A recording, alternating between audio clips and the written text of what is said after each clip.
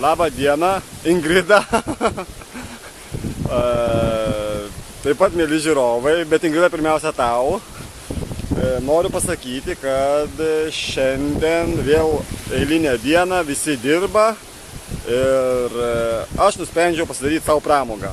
Tai va, dabar esu tokioj vietoj, reiškia nuo savo bungalo nuėjęs kažkur apie 6-7 kilometrus ir sakiau, pasidarysiu tokį pikniką vietinį, pasiėmiau valą, kabliukų, pasigausiu žuvį, įsikepsiu, pavalgysiu ir praleisiu visą dieną vienas tarp lagūnos ir jūros.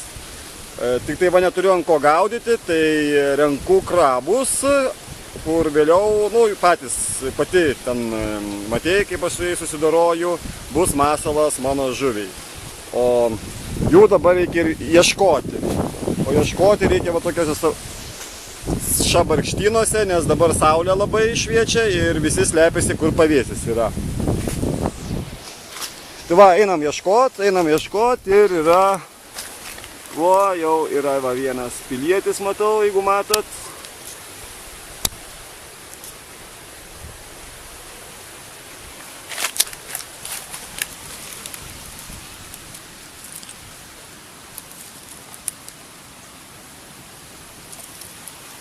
O, vienas,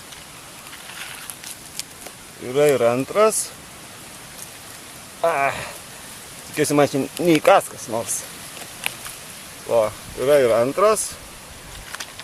O, turiu jau 2. Dėsim į maišelį.